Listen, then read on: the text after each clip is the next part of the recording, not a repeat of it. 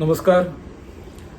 संत स्वामी माझा संगाती या आपल्या चॅनलमध्ये मी विलास गावडस्कर आपल्या सर्वांचं मनापासून स्वागत करतो. मंडळी, मागे एक जेलमधला अनुभव आपण सांगितला होता की गुरुभक्ती करणारे एक गृहस्थ कसे मला भेटले. ते जेलमध्ये जाऊन आले होते आणि काही दिवसांनंतरच त्यांची सुटका होणार होती. पण तो सगळा अनुभव सांगितल्यानंतर बऱ्याच मंडळींनी मला मेसेजेस केले आणि त्यांचे काही अनुभव त्यांनी विशद केले की जे खरंच खूप थक्क करणारे होते. त्यांची प्रायव्हसी जपण्यासाठी आपण नाव गुप्त ठेवतो आहे. याचं कारण म्हणजे सर्वसामान्य मध्यमवर्गीय माणूस किंवा तुमच्या आमच्यासारखी माणसं ही जास्त आपल्या नावाला घाबरतात. म्हणजे आपली कातडी अशी गेंड्यांची नसते. त्यामुळे कुणी अवहेलना केली किंवा कुणी काही चिखलफेक आपल्यावरती केली किंवा थोडेसे अब्रूचे दुंडेवडे निघाले की आपल्याला ते मरणापेक्षा सुद्धा जास्त वाईट आहे असं वाटायला लागतं. आणि म्हणून त्यांचं आपण पूर्णपणे एक सहकार्य करतो. पण ते अनुभव अशासाठी आहेत की महत्त्वाचे शेअर करणं. कारण त्यानिमित्ताने एक असं होतं की खूप लोकांना असं वाटतं की आम्ही खूप तोडगे करतो. आजकाल तर यूट्यूबवरती नुसतं एक महापूर आलेला आहे. उशाखाली काय ठेवा किंवा तुम्ही काय काय करा यापासून अनेक उपाय सांगितले जातात. ठीक आहे, मी सगळ्यांबद्दल रिस्पेक्ट करतो. आपली कुठेतरी वेळी आशा असते की मला कुठून तरी काहीतरी फायदा होईल किंवा मला संकटातून त्यानिमित्ताने मुक्ती मिळेल म्हणून आपण ते सगळं करतो. पण तुमची जी वेळ आहे ना, ती वेळ चुकत नाही, हे खरं आहे. मला जे मेसेजेस आले होते त्यावरून एक गोष्ट प्रकर्षानं सगळ्यांमध्ये कॉमन अशी आढळली की वेळ अशी आली, आपण जसे वासे फिरतो म्हणतो ना, आपण वासे फिरले आणि सगळं परिवर्तन झालं, तर तसं 360 अंशाने सगळ्या गोष्टी फिरल्या. जे आत्तापर्यंत दुसरीकडे आहे असं वाटत होतं, दुसऱ्यांच्या बाबतीमध्ये आहे असं वाटत होतं किंवा काय एखादी सिनेमातली कल्पना आहे असं वाटत होतं, पण ती प्रत्यक्षामध्ये ज्यावेळेस तुमच्यावरती येते त्यावेळेला लक्षात येतं की आयुष्य खूप अनिश्चित आहे, खूप अनिश्चित आहे. आध्यात्मिक अंग असलेलं जरी आपलं कुटुंब असलं तरीसुद्धा वेळ तुमच्यावरती कधी येईल सांगता येत नाही. असाच एक अनुभव आपल्या एका दादांनी शेअर केलेला आहे. त्यांनी सांगितलं की मी गुरुभक्ती खूप करत होतो, मी गुरुवारचे उपवास करत होतो आणि जिथे शक्य होईल तिथे मी दत्तगुरूंचं दर्शन आवर्जून घेत होतो. म्हणजे तो गुरुवार जर माझ्याकडनं टळला तर कदाचित शुक्रवारी जाईन, बुधवारी जाईन, कधीही जाईन, पण मी दर्शन मात्र चुकवलं नाही.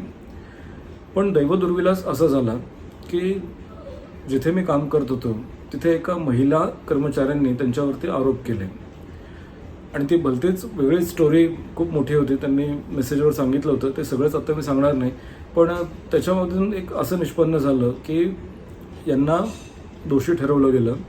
कंपनीतल्या लोकांनीसुद्धा राजकारण खेळलं आणि साहजिकच यांना पोलीस स्टेशनच्या वाऱ्या कराव्या लागल्या. नुसतं एवढ्यावरच थांबलं नाही, तर हे मेकॅनिकल इंजिनियर आहेत, म्हणजे खूप शिकलेले आहेत आणि चांगल्या मोठ्या शहरांमधून त्यांचं शिक्षण झालेलं आहे.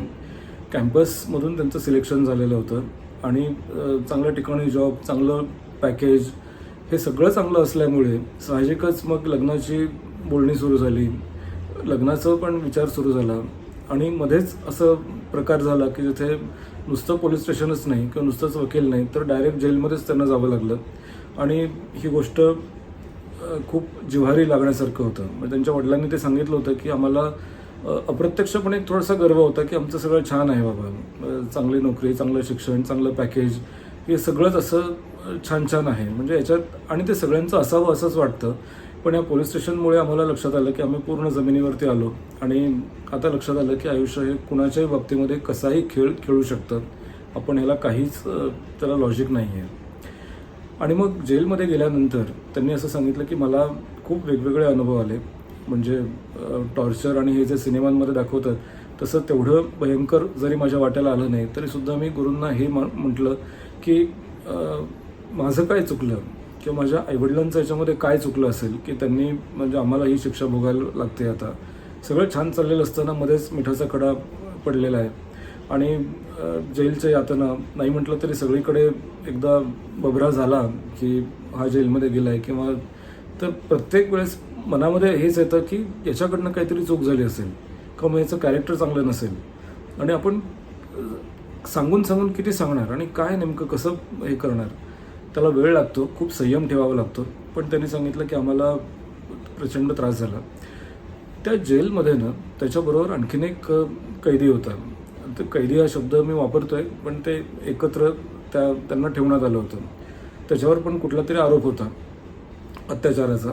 तोही शिकलेला होता, जरी याच्याएवढा मेकॅनिकल इंजिनियर वगैरे असं नसला तरीसुद्धा तो ग्रॅज्युएट होता आणि आपलं काम त्याचं चाललेलं होतं. तर तो म्हणत होता की माझं एक नक्की खरं आहे, वेळेवरती माझी खूप श्रद्धा आहे किंवा विश्वास आहे. जो आजचा दिवस आहे ना, तो आजचा दिवस आहे. कदाचित उद्याचा दिवस वेगळा असू शकतो, चांगला वाईट माहिती नाही, पण तो नक्की असतो. त्यामुळे मला एकच वाटतं की जे चांगलं आहे ते सुद्धा संपणार आहे आणि जे अप्रिय आहे, अमंगल आहे, ते सुद्धा संपणार आहे. तर त्यामुळे मी आता एक काम करतो की मी शांतपणे दीर्घ श्वास घेतो आणि जे होईल ते बघतो. वाईट वाटतं मला, घरातल्यांना डोळ्यात डोळे घालून आपण बोलू शकत नाही किंवा त्यांच्या ठराविक वेळा असतात, आजूबाजूचे लोक तुमच्याकडे एका वाईट नजरेनं बघतात. हे सगळंच खूप नकारात्मक आहे, खूप निंदनीय आहे. पण तो म्हटलं की वेळ निघून गेली ना की त्याच्यावरती खूप चांगलं होईल. कॅरेक्टरवरती नक्कीच तुमचा एक स्टॅम्प बसतो की असं असं हे जेलची वारी करून आलेले आहेत वगैरे असं, पण त्याला इलाज नाही आहे. त्या जेलमध्ये त्यांना एक हस्तरेषा बघणारा एक मनुष्य सापडला आणि त्याने सांगितलं की तुला 1 महिन्यामध्ये जामीन मिळू शकतो. तुझ्या घरातले खूप प्रयत्न करत आहेत आणि 1 महिन्यानंतर तू त्याच्यातून बाहेर जाशील. कदाचित तू तुझं आयुष्य पूर्ववत करायला लागशील, पण हे लक्षात ठेव की हे अटळ होतं.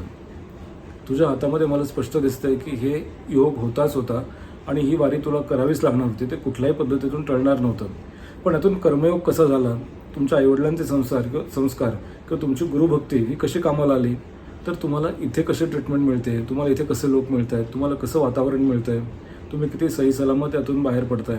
ठीक आहे, हे सगळं टॉर्चर नक्कीच आहे, पण असं तर नाही आहे ना की फिजिकल टॉर्चर होतं आहे किंवा खूप वाईट प्रमाणामध्ये, गलिच्छ प्रमाणामध्ये तुम्हाला काहीतरी वागणूक मिळते, असं होत नाही आहे ना. त्यामुळे हा जो ठराविक 2-3 महिन्यांचा काळ आहे तो लिहिलेला आहे. खेळ चालेल असे माझ्या पूर्वसंचिताचा, पराधीन आहे जगती पुत्र मानवाचा. गदिमांनी जे लिहिलं आहे ना ते आपल्याला डोळ्यात पाणी येतं. पण बहुतेक वेळेला मग त्याच्यामुळे असं वाटतं ना की ह्या सगळ्या गोष्टी आपण दुसऱ्यांच्या बाबतीमध्ये ऐकतो, हळहळतो, वाईट वाटतं, पण हे आपल्याही बाबतीत घडू शकतं, हे या अनुभवांवरून त्यांनी सांगितलं. मित्रांनो, हा अनुभव सांगण्याचं, शेअर करण्याचं एकच कारण होतं की आयुष्य खूप क्षणभंगूर आहे. जे चांगलं आहे ते चांगलं आहे, ते खरं आहे, पण तेही बदलू शकतं. अशा वेळेला तुमचे पाय जमिनीवरती असणं हे खूप महत्त्वाचं आहे. नातेसंबंध टिकवण्याचा तुम्ही प्रयत्न करता ही चांगली गोष्ट आहे, पण गुरूंचं नामस्मरण हे अखंड चालू ठेवा. जसं कुंतीने सांगितलं होतं, तिला ज्यावेळेस परमेश्वराने सांगितलं की मी तुला आशीर्वाद देतो, माग तुला काय पाहिजे ते माग, तिने सांगितलं होतं मला दुःख द्या. कारण दुःखामध्ये माणूस नामस्मरण करतो, दुःखामध्ये माणूस देवाला आठवतो. आणि कधीही लक्षात ठेवा की दुःखामध्ये किंवा संकटांमध्ये माणसं एकमेकांना धरून असतात. आपलं चांगलं झालं, माझ्याकडे पैसा आला, भरपूर आला, की मग आता लोकांच्या बाबतीमधल्या चुका मी काढायला लागतो. बऱ्याचदा एकत्र कुटुंब पद्धतीमध्ये सुद्धा असं होतं की जो मोठा भाऊ, कर्ता भाऊ असतो, जो घराचा सगळा सांभाळ करतो, सगळी नाती सांभाळतो, पण कदाचित बाकीच्यांकडे सगळं अर्थसहाय्य भरपूर आलं, मुबलक प्रमाणामध्ये पैसा आला, की मग त्यांना काही गोष्टी खटकायला लागतात आणि मग ते सुद्धा त्यांच्या चुका दाखवायला लागतात. असो, हा जगराहटीचा नियम आहे. पण या सगळ्यातून बाहेर पडण्यासाठी एकच उत्तम उपाय आहे, तो म्हणजे नामस्मरण.